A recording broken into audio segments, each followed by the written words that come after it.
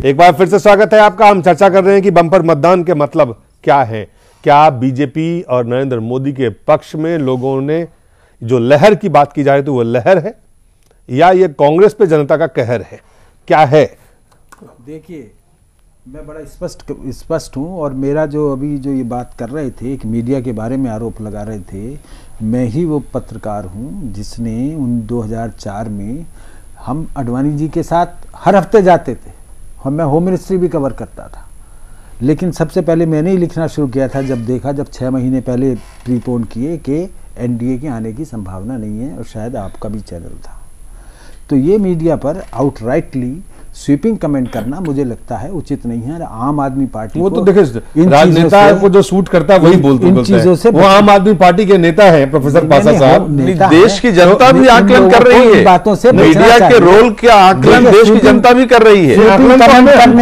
बचना चाहिए, लेकिन वही सवाल है, मैं आपसे जब पूछूं, मीडिया पर जो केजरीवाल लगा है 24 घंटा दिखा रहे थे, तब आपने नहीं कहा कमेंट मीडिया बिकी हुई है। मीडिया पर मोदी को दिखाया तब केजरीवाल वहां जाकर मीडिया अपने आप में पार्टी नहीं, जा रहे हो तो वो तो ठीक है। मीडिया जो है उचित नहीं है, वो ऐसा नहीं है। मीडिया पे अलग से चर्चा करते हैं बम्पर वोटिंग मैं पाशा जी से क्या केजरीवाल ने ये नहीं कहा कि जो कांग्रेस और बीजेपी को वोट देगा वो खुदा का द्रोह करेगा? ये कहना सत्य है या नहीं? उन्होंने कहा या नहीं कहा?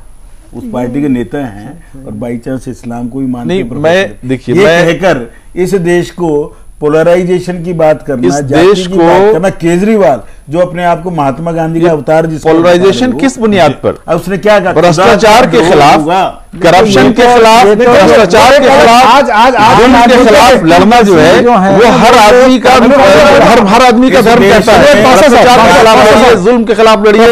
इस देश में निराशा जो आपसे बात जो चर्चा में कर रहा था कि देश के सामने जब चुनाव में लोग जाते हैं, मतदान करने जाते हैं, स्वाभाविक है वो मत बना के जाते हैं कि उनको किसके पक्ष में और किसके विरोध सरकार बनाने के लिए जाते हैं। और वहां पे वो सरकार बनाने की बात हो रही है कि 16 तारीख को जब चुनाव परिणाम आएंगे तो किसकी सरकार बनेगी। जनता आज किसके लिए मतदान कर रहा है? तो उस नजरिए से अगर आप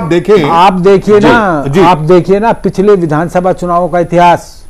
उत्तर प्रदेश में 2011 में पश्चिम बंगाल से शुरू कीजिए, होता है 3/4 majority to TMC. Uttar Pradesh 2012 में आई है clear majority to Mulayam Singh Yadav. Karnataka में आई है क्लियर मेजोरिटी टू कांग्रेस।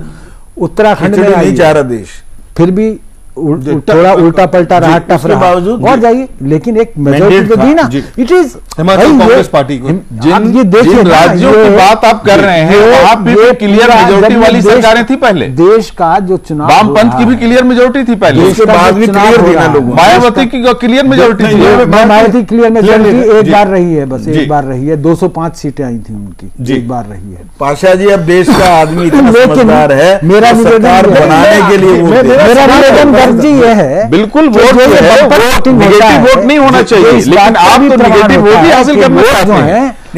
जिस तरह से हर तरह के हथकंडे अपना लिए गए, आपके पास लौट के आते जी, वो इस बात का भी प्रमाण होता है कि लोग जो हैं वो ये गठबंधन की सरकारों के दौर को समाप्त करके एक पक्ष में, एक मजबूत सरकार के हक में अपना फैसला सुना रही है, देने जा रहे हैं। ये इस बात का भी प्रमाण इस इलेक्शन में संभव नहीं है जी। ये राजनीति तो चलती रहेगी, यही पूछ रहा हूं मैं। आम आदमी पार्टी की राजनीति तो चलती रहेगी, हर बात में पार्टी की राजनीति या किसी और पार्टी की राजनीति। सवाल ये है कि जब मतदान करने मतदाता जाएंगे तो स्वाभाविक है वो ये निर्णय करेंगे किसको भेजना है चुन के, जो वह सरकार बनाए। और उनको सरकार मजबूत चाहिए, मजबूर नहीं चाहिए। इतने मूर्ख सरकार नहीं चाहिए, तो ये तो आप मानते हैं। इतने मूर्ख नहीं है देश की जनता। 10 साल नहीं चाहेगा देश में एक मजबूर सरकार बने जो कि हर चीज के लिए कह दे कि हमारे गठबंधन की सियासत के कारण हम कई सारे निर्णय नहीं ले पाए। तो क्या इस तरह, और इस समय देश में सबसे ज्यादा मतदाता अगर आप देखें युवा वर्ग के हैं, वो युवा जो decisive leader, decisive mandate, decisive government चाहती है। क्या उस चीज को आप नकारते हैं पासा साहब? बिल्कुल, एक मजबूत सरकार की जरूरत है, लेकिन मजबूत सरकार भ्रष्टाचार मुक्त शासन दे सके, वो मजबूत सरकार होगी। न के डिक्टेटरशिप अगर किसी को आप चाहते हैं कि लाके बिठा दें वहां और हर तरह के भ्रष्टाचार और जुर्म और क्राइम समर्थन दे, हमें मजबूती नहीं चाहिए, हमें मजबूती चाहिए, शासन वाले सरकार की मजबूती, ईमानदार सरकार की मजबूती और भ्रष्टाचार का इतना बड़ा लोकतंत्र है इस देश में, जो ये हवा पैदा कर रखा है नरेंद्र मोदी के बारे में। इस देश में अगर हिटलर को भी आप कब्र से उठा करके ले आइए और उसे प्रधानमंत्री बना दीजिए, वो भी इस देश में तानाशाह नहीं बन सकता। हमारा संविधानिक व्यवस्था ऐसी है, आप हमारा संविधान नो लेट मी कंप्लीट उसी व्यवस्था की तरफ ले जाना चाहते हैं। Let me complete professor Pasha, you have open the window.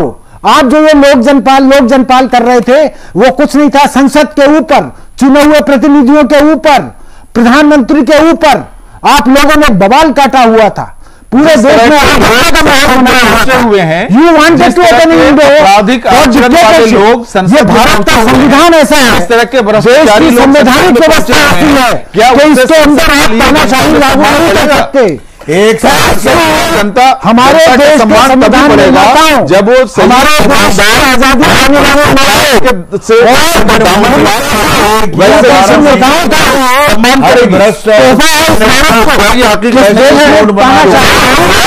Parliament बेईमान है, यू वांटेड टू अंडरमाइन से लेकर के अंडरमाइन पार्लियामेंट, गुंडे पार्लियामेंट के मेंबर्स का सब देख लीजिए, आप कितने ऐसे मेंबर जिनके खिलाफ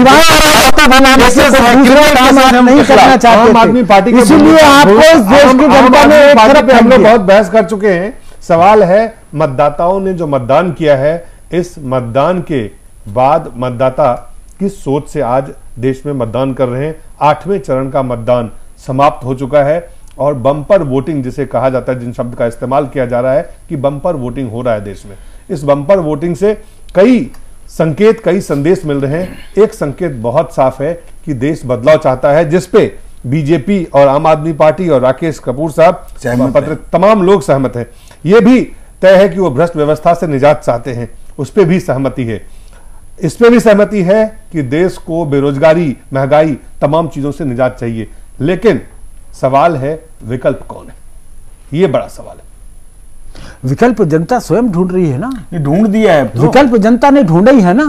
देखिए इस देश की जनता महान है। 300 जगह जाकर किशोर 1000 जगह 3D से जाकर संवाद करने में कामयाब हुआ और उस संवाद के कारण लोगों में एक आशा जगी कि ये व्यक्ति जो 1 साल के अंदर हर भ्रष्ट व्यक्ति को स्पेशल कोर्ट्स बनाकर जेल में भेजने की हिम्मत कहने वाला एक व्यक्ति, पूरे काले धन को स्विट्जरलैंड या बाकी बैंकों से लाकर इस व्यवस्था में वापस लाने की हिम्मत कहने वाला, सुप्रीम कोर्ट ने परसों भी क्या कहा, सरकार डामाडोल चल रही है, ढीली ढाली चल रही है।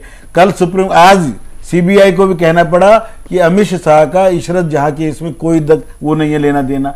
आज सरकार की वही एजेंसी, कल कॉमर्स मिनिस्ट्री को कहना पड़ा कि Gujarat is a model state जहां लैंड का एक्विजिशन और इंडस्ट्री के लिए प्रमोशन पूरे के देश के अंदर एक मॉडल है। ये भारत का कॉमर्स मिनिस्ट्री। एक और पक्ष हमारे साथ हैं, अरुण कुमार श्रीवास्तव हैं, जेडीयू के महासचिव हैं। बहुत बहुत स्वागत है आपका अरुण जी। अरुण जी, आपको मेरी आवाज आ रही है जी? पासा साहब, उनसे हमारा संपर्क नहीं हो पाया, संपर्क टूट गया है। लेकिन इस बीच में जो बात हमने सवाल किया कि ये तमाम आप सब लोग कह रहे हैं कि बदलाव चाहिए, भ्रष्ट व्यवस्था से निजात चाहिए, महंगाई, लोगों को अपनी समस्याओं से निजात चाहिए। सवाल वही मैं फिर से कर रहा हूं, क्या इस समय यूपीए का विकल्प या कांग्रेस का विकल्प देश के जनता के सामने अगर कोई विकल्प है तो वो कौन है और जनता किसको चुन सकती है? अरे भाई, हमारे कहने से क्या होता है, मेरे क्योंकि 1977 में जनता ने विकल्प ढूंढा था या नेताओं ने विकल्प ढूंढ के दिया था? इस समय सच्चाई ये है कि राष्ट्रीय स्तर पर इस इलेक्शन में कोई विकल्प निकल करके नहीं आने वाला है जी। चाहे भाजपा कितना भी ढोल क्यों न पीट ले, जी जितने पैसे खर्च हुए हैं उसके बेसिस पे आशा कर सकती है भाजपा के हम रिजल्ट्स अच्छे होंगे। लेकिन बीजेपी की आशा की बात नहीं कर रहा हूं मैं आपके विश्लेषण, आपके आकलन ये फ्रैक्चर्ड पार्लियामेंट होने जा रहा है जी, और इसमें जाहिर है फ्रैक्चर्ड पार्लियामेंट की बात कर रहे हैं। अरुण कुमार श्रीवास्तव हमारे साथ हैं, जेडीयू के नेता, बहुत बहुत स्वागत है आपका। अरुण जी, 8वें चरण का मतदान हो गया है, 8वें चरण का मतदान हो चुका है जी। आपका क्या आकलन है? देश की जनता क्या डिसाइसिव गवर्नमेंट के एक मजबूत सरकार के तरफ संदेश उनका आ रहा है? आप इसे कैसे देख रहे हैं? देखिए, ये कहना कि किसी की भी बहुमत में डिसाइसिव गवर्नमेंट बनेगी ये तो बड़ा मुश्किल है। अब तो हम लोग समझौतों के युग में जी रहे हैं जी। जहां तक बिहार में ज्यादा पोलिंग की बात है, मैं समझता हूं कि उसमें जदयू का ज्यादा महत्व बढ़ जाएगा, इसलिए कि जो वोटर गांव में है वो संख्या जो हमको वोट देने वाला वो ज्यादा है, और हम समझते हैं कि जनता दल को ज्यादा उसमें ताकत मिलेगी। तो आपको क्या लगता है जो ये मैंडेट बम्पर वोटिंग है वो डिसाइसिव मैंडेट की तरफ संकेत नहीं दे रहा है? जो मैंडेट जो वोटिंग ज्यादा हुई है जी, उसका कोई डिसाइसिव मैंडेट का कोई मामला नहीं है। वो मामला क्या है फिर आपके हिसाब से? वो मामला क्या है? हेलो, फिर आपके हिसाब से वो मामला क्या है? लोगों ने इतने बढ़ चढ़ के अगर लोगों ने मतदान किया है, इसका मतलब क्या हो सकता है? बिहार में हर साल दिन प्रतिदिन वोटिंग ज्यादा बढ़ती जा रही है, लोगों के अंदर जागरूकता है, इसलिए लोग वोट दे रहे हैं। इसको डिसाइसिव मैंडेट से जोड़ के देखना उचित नहीं है, आप ये कह रहे हैं? हाँ, मैं ये समझ रहा हूँ। चलिए, बहुत बहुत धन्यवाद आपका। ये जितने भी नंदकिशोर जी, आप पासा साहब को देखें, कांग्रेस के नेता को देखें, एक बात सब लोग कह रहे हैं कि देखिए आप जो देख रहे हैं कि ये जो बम्पर वोटिंग है ये नरेंद्र मोदी के लिए है या बीजेपी के पक्ष में है या एनडीए के पक्ष में है, ऐसी कोई बात नहीं है। आपकी बात में दो बात जोड़ूंगा जी। भारत के राष्ट्रपति जो सीजन पॉलिटिशियन रहे, 25 जनवरी 2014 का जो उनका भाषण है, बहुत क्लियर शब्द उन्होंने क्या कहा, यह देश 20-25 साल से संयुक्त सरकारों को देख चुका है और उन सरकारों से इस देश का भला नहीं हुआ है। मैं देश के लोगों से एक अपील करता हूं कि इस बार एक मजबूत सरकार और एक दल की सरकार बननी चाहिए। इतने क्लियर शब्दों में आज तक शायद ही किसी राष्ट्रपति ने कोई बात कही हो। क्यों कहा? Decisive mandate. वो 50 साल से सारी राजनीति के दर्शक रहे, पार्टिसिपेंट रहे, सब कुछ देखा। उसके बाद पाशा साहब भी स्वयं मान रहे हैं कि आज कांग्रेस का बुरा हाल है, उस बुरा हाल करने में इनका भी योगदान है जी। ये तो मदद कर रहे हैं आजकल नहीं आप कर रहे हैं, भ्रष्ट सरकार बनाने में चाहिए। ये जनता वातावरण के बाद कामना है। नरेंद्र मोदी ने जिस प्रकार से आज तमिलनाडु में, मुझे 2 प्रोफेसर मेरे साइंटिस्ट डीआरडीओ के कहना जी कम से कम आपकी 12 सीटें आ रही। मैं जी मैं तो मुझे तो नहीं जचती। कहना नहीं, विजयकांत ने नाम गिना दिए भाई को, ये वो कहना 12 से कम नहीं आएंगे। दोनों मद्रासी हैं, दोनों साइंटिस्ट है, भारत सरकार है। मैं सुन के रहा बिहार जिसमें जेडीयू वाले साहब, मैं आपका ये आप कह रहे हैं, लेकिन आपसे लोग इत्तेफाक नहीं रख रहे हैं। आज नहीं करेंगे, परसों कर लेंगे, 16 तारीख को करेंगे। आप 12 तारीख को ही कर लेंगे 90% जी। चलिए, एक कमर्शियल ब्रेक और लेना पड़ेगा, ब्रेक के बाद तुरंत वापस लौटते। 12 तारीख तक ये पुष्पामी रहे, अच्छा है।